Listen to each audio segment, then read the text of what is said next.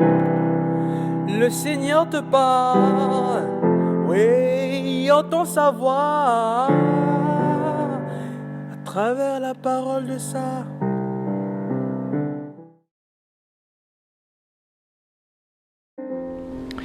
Bien-aimés dans le Christ, l'augmentation et la justification à partir de données théoriques ne suffisent pas toujours et ne sont pas toujours nécessaires pour permettre à une personne de vivre la rencontre personnelle avec le Christ.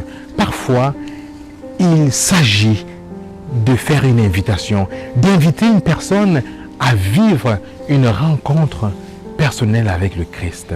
Voilà ce qui est au cœur de l'évangile de ce jour. Philippe a le courage, l'audace d'inviter Nathanaël, souvent considéré dans la tradition comme étant Barthélemy que nous fêtons aujourd'hui. Il l'invite à venir et à voir. Viens et vois. Cet évangile bien-aimé dans le Christ nous invite à changer nos façons de faire. Nous pouvons aider nos frères à devenir chrétiens ou à approfondir leur relation personnelle avec le Christ, pas en nous contentant de dire, de professer, de raconter, d'expliquer, pas à partir des choses théoriques, mais en les invitant à venir vivre une rencontre autour d'un partage de la parole, à venir voir comment des chrétiens et des chrétiennes vivent en communauté, à venir partager un repas, à venir aider dans un organisme.